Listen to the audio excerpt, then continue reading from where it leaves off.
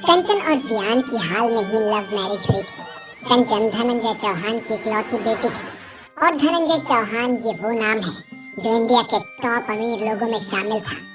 फिर भी कंचन ने अपने पिता के खिलाफ जाकर एक गरीब लड़के वियान से प्यार किया और उससे ही शादी की और अपनी शादीशुदा जीवन एक गरीब परिवार में बिता रही थी। वही कंचन ने कभी गरीबी नहीं देखी थी, इसलिए सवाल अब ये था कि कंचन क्या इस गरीब परिवार में एडजस्ट कर पाएगी, क्या वो उनके परिवार में ढल पाएगी या फिर कुछ और ही होने वाला है। चलिए इस कहानी के जरिए जानते हैं। वियान बेटा, तेरे पिताजी हम सभी को गांव बुला रहे हैं।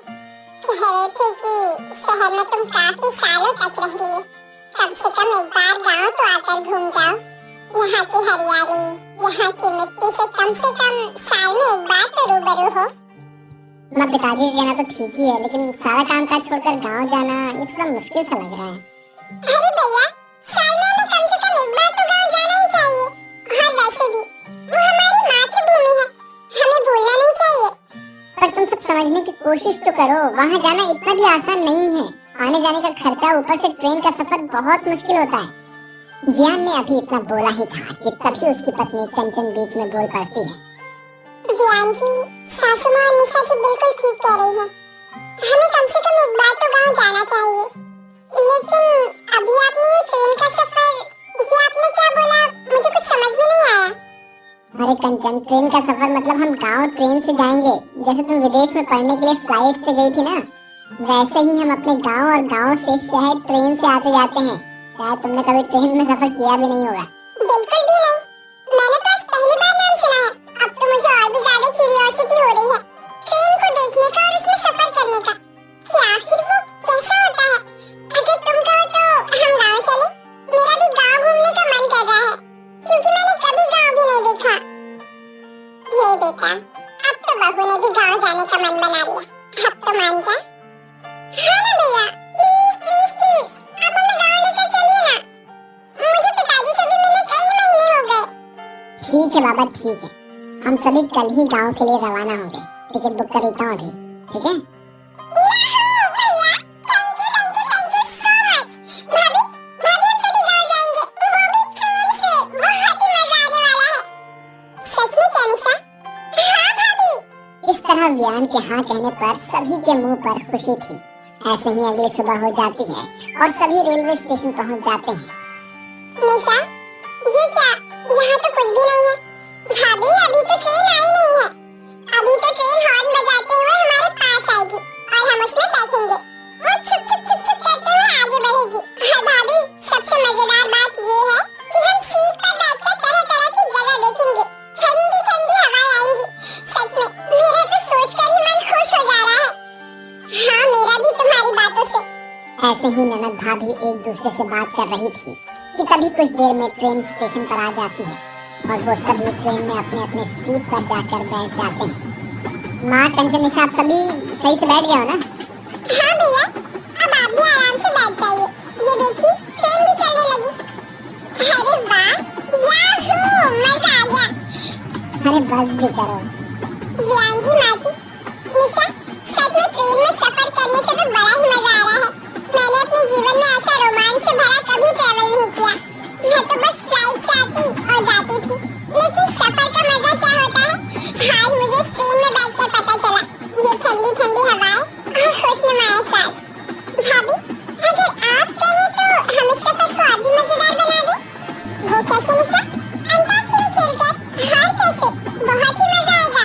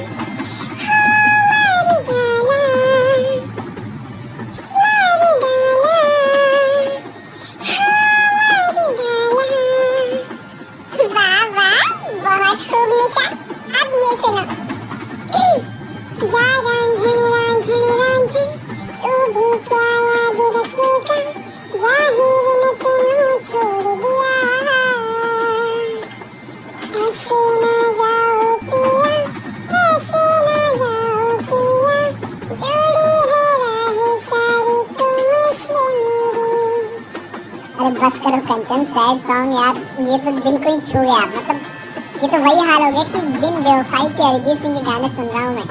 हाँ भाभी, और आप तो मस्त गाती हो। वैसे भैया, अब आप भी कुछ सुना दीजिए। अरे बिल्कुल बिल्कुल। दिल में न जाने कैसे इतनी जगह बन गई, कि दिल में न जाने कैसे इतनी जगह बन गई, कि तेरी एक मुस्कुराहट मेरे जीने की वजह बन गई, मेरे जीने की वजह बन गई। आप भी ना व्यान जी, बट अच्छा था, हमारी आपकी बारी। अरे बच्चों, ऐसे गाते गुनगुनाते मैं अच्छी थोड़ी ना लगूंगी। अब मेरी उम्र हो चली है। माँ बिना ये उम्र में क्या रखा है, दिल तो जवान है ना। चलिए आप कुछ सुनाइए। हाँ माँ, come on। ठीक है बाबा, ठीक है, सुनाती हूँ। जू जू जू जू जू, जू जू जू जू जू, यशोदा का नंद लाला, ब्रज का उजाला है, मेरे लाल से तो सारा जग झिलमिलाए। रात ठंडी ठंडी हवा गा के सुलाए, भोर गुलाबी पलके खोल के जगाए।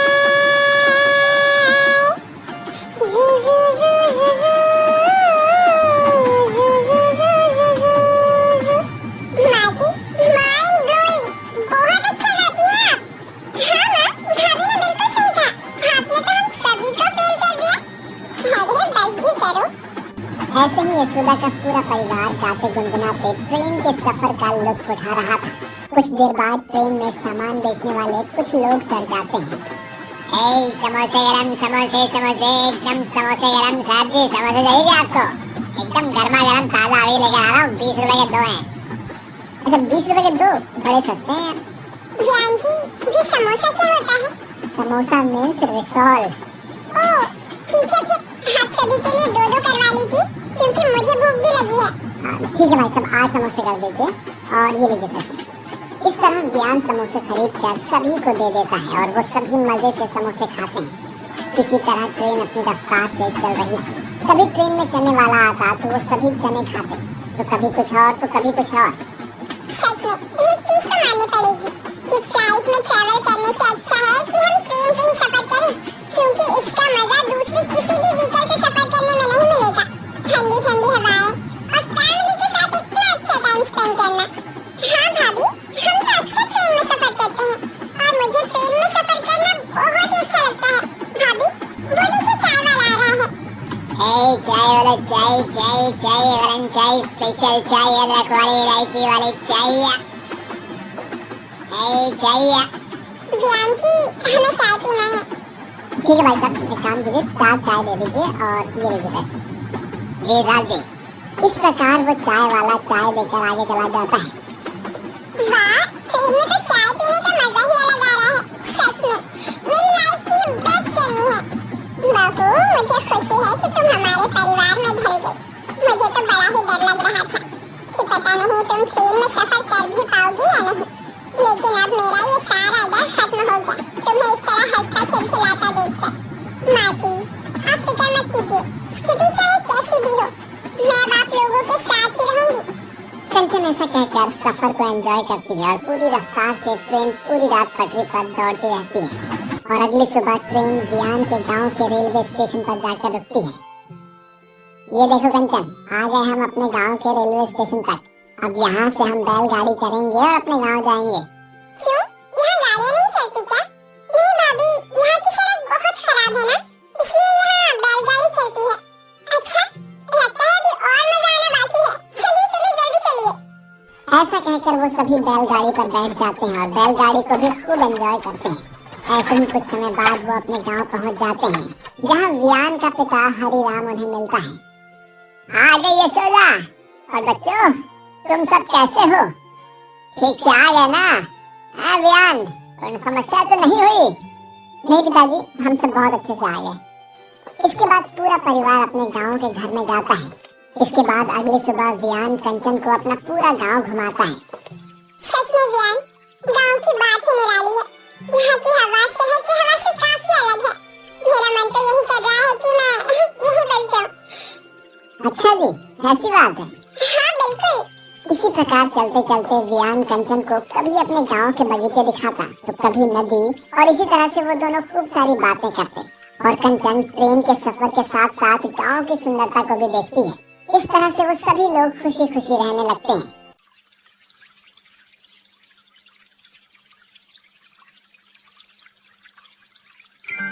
अरे दीदी, और कितना टाइम लगेगा ट्रेन आने में? और जीजी और अभिषेक जी कहाँ रह गए? वो तो टिकट लेने गए थे ना? अरे कंचन, अब ट्रेन आने में कितना समय लगेगा ये मैं तुम्हें कैसे बता सकती हूँ? और रही बात हम दोनों के पतियों की, तो वो दोनों तो हमारे लिए रिजर्वेशन की टिकट लेने के लिए गए हुए हैं। वैसे भी ट्रेन से मनाली में जाकर हनीमून मनाने का आइडिया तुम्हारा ही था। हम फ्लाइट से भी तो जा सकते हैं। अरे दीदी, जो मजा ट्रेन में सफर करने का है, वो फ्लाइट में कहाँ? ट्रेन में हमें ठंडी ठंडी हवा और अलग अलग हमें सीन देखने को मिलते हैं। उसका मजा और फ्लाइट का मजा, दोनों में जमीन और आसमान का फर्क है। ये तो बात तुमने 100% सच कही, क्योंकि ट्रेन तो पटरी पर चलती है और हवाई जहाज तो आसमान में। गीता और कंचन अभी एक दूसरे से बात कर ही रहे थे कि तभी एक 8 साल का बच्चा उनके पास आकर कहता है, आंटी आंटी, आप दोनों बहुत ही स्वीट हो, बिल्कुल किसी मक्खन की तरह। अच्छा जी, बहुत ही प्यारी बातें कर लेते हो बेटा। क्या नाम है तुम्हारा? मेरा नाम चिंटू है और मैं अभी तीसरी क्लास में पढ़ता हूँ। अरे वाह, तुम तो प्यारी बातें करने के साथ साथ बड़े होशियार भी हो। वैसे तुम यहाँ क्या कर रहे हो? तुम्हारे माता पिता कहाँ हैं? अरे चिंटू बेटा, तुम वहाँ क्या कर रहे हो? माफ कीजिएगा, ये मेरा बेटा है। कहीं इसने आप लोगों को परेशान तो नहीं किया? अरे नहीं नहीं, ऐसी कोई बात नहीं है। आपका बेटा सच में बहुत ही ज्यादा क्यूट है। वैसे आप लोग कहाँ जा रहे हैं? जी, हम अपने गांव जा रहे हैं घूमने के लिए। बस ट्रेन के आने का इंतजार कर रहे हैं। अच्छा चलिए, अब मैं चलती हूँ। दरअसल वो मेरे पति इंतजार कर रहे हैं। चलो चिंटू बेटा। जी मम्मी। इसके बाद गीता और चिंटू वहाँ से चले जाते हैं और कुछ देर बाद अभिषेक और अभय दोनों भाई टिकट लेकर आते हैं और कहते हैं, कंचन अब हम क्या बताएं, हमें तो बस 2 ही कंफर्म सीट मिली है। अच्छा, तो फिर हम कैसे जाएंगे? क्योंकि हम तो यहाँ 4 है ना? हाँ भाजी, अगर ऐसी बात थी तो पहले ही ऑनलाइन टिकट क्यों नहीं बुक कर लिया? अरे गीता, मैंने पहले ही ऑनलाइन टिकट चेक कर लिया था, कोई भी कंफर्म टिकट नहीं था। ये तो बड़ी मुश्किल से काउंटर से 2 कंफर्म टिकट मिले हैं। तुम दोनों एक काम करना, इस टिकट को लेकर तुम सीट पर बैठ जाना और हम दोनों दूसरे पैसेंजर वाले डिब्बे में होंगे। बाकी हर स्टेशन पर हम तुमसे मिलते रहेंगे और दूसरी जरूरत की चीजें तुम्हें देते रहेंगे, है ना? इसके अलावा हमारे पास कोई और दूसरा चारा भी नहीं है। हाँ भैया बिल्कुल ठीक कह रहे हैं। ठीक है फिर, अब हम कर भी क्या सकते हैं? चलिए जल्दी जल्दी तैयार हो जाइए, वो देखिए ट्रेन भी आ गई। कुछ समय बाद वहाँ आकर ट्रेन रुकती है और वो सभी लोग ट्रेन में चढ़ जाते हैं और अभी अपनी सीट पर जाकर बैठ जाते हैं। ठीक है, मैं और दीदी यहाँ पर ठीक से बैठ जाएंगे और आप दोनों भी दूसरे डब्बे में अपना ख्याल रखिएगा। चलिए आप दोनों भी जाइए, अब ट्रेन खुलने वाली है। ठीक है, आप दोनों अपना ख्याल रखना, ठीक है? अब हम लोग चलते हैं। चलिए भैया, अब निकलते हैं हम लोग। ऐसा कहकर दोनों भाई वहाँ से अपने दूसरे कंपार्टमेंट में चले जाते हैं और वहीं अब ट्रेन भी अपने स्थान से चलना शुरू कर देती है। कुछ समय तक दोनों देवरानी जेठानी आपस में बात करते हैं। ये देखिए भी, क्या बाहर का नजारा है। मैंने कहा था ना कि ट्रेन में सफर करना बड़ा ही मजेदार होता है। हाँ कंचन, तुम बिल्कुल सही कह रही हो। इसे देखकर तो मुझे ये गाना गाने का मन कर रहा है। ये हंसी वादियाँ, ये खुला आसमां, आ गए हम कहाँ मेरे साजना। इन बहारों में दिल की कली खिल गई, मुझको तुम जो मिले हर खुशी मिल गई। अरे वाह दीदी,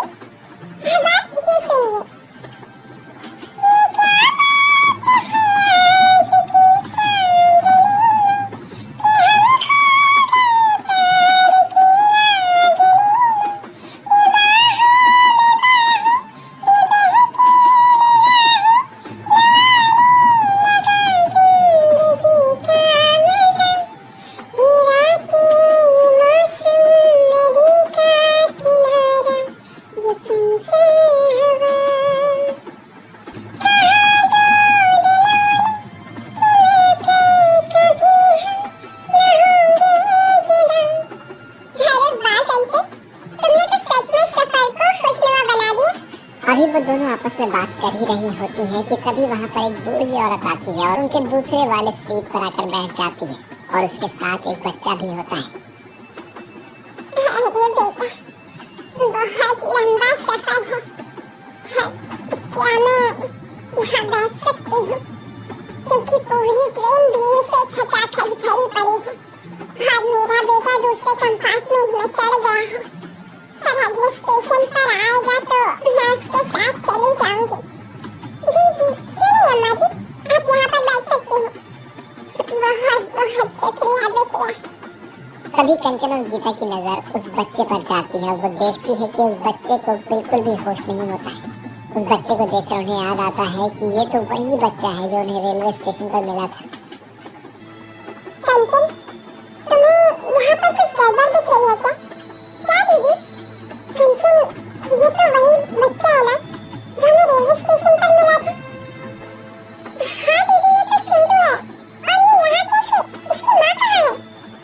एक मिनट रुको, मैं इन अम्मा से पूछती हूँ। अम्मा, ये बच्चा कौन है? ये तो मेरा पोता है। वो ट्रेन में बहुत ज्यादा भीड़ है ना, इसलिए इसे मैं अपने पास रखा है। इसे बहुत नींद आ रही थी, इसलिए मैंने इसे सुला दिया है। अच्छा, सही है। वैसे आप कहाँ जा रही हैं? बिटिया, हम अपने पोते का इलाज करवाने शहर जा रहे हैं। इसकी तबीयत बहुत ज्यादा खराब है ना, इसलिए ये किसी से बोलता चालता नहीं। पता नहीं क्या होगा वहाँ। बस यही खातिर इसे हम शहर में दिखाने ले जा रहे हैं। अरे ये क्या? ये अम्मा तो खुलेआम झूठ बोल रही है। अभी तो ये बच्चा स्टेशन पर हमसे खूब बातें कर रहा था। लग रहा है कुछ न कुछ तो गड़बड़ है। कहीं अम्मा इसे किडनैप करके तो नहीं ले जा रही? कंचन और गीता के मन में ये घर बना लेता है कि ये अम्मा जरूर कोई बहरूपिया है जो छोटे छोटे बच्चों को किडनैप करती है। दोनों को कुछ भी समझ में नहीं आता। इसके कुछ देर बाद कंचन गीता से कहती है, दीदी, मुझे बहुत तेज टॉयलेट आ रही है। मैं टॉयलेट जा रही हूँ। आप यहाँ सब कुछ ध्यान रखना। ठीक है कंचन, ध्यान से जाना। इसके बाद कंचन वहाँ से चली जाती है और कुछ देर बाद गीता को कॉल करती है। दीदी, मुझे ऐसा लग रहा है कि वो बूढ़ी औरत उसकी दादी नहीं बल्कि कोई किडनैपर है। मैं वहाँ पर ऐसे खुलेआम बात नहीं कर सकती थी, इसलिए मैं बहाना बनाकर यहाँ आकर आपसे बात कर रही हूँ। अगर आपको भी यही लगता है तो आप मुझे कुछ इशारा दीजिए। अरे हाँ हाँ, आप बिल्कुल सही कह रहे हैं। आप अगले स्टेशन पर हमें कुछ खाने पीने का सामान दे दीजिएगा अभी जी। समझ गई दीदी, यानी हमें जो करना होगा अगले स्टेशन के आने से पहले ही करना होगा। ऐसा कहकर कंचन फोन काट देती है।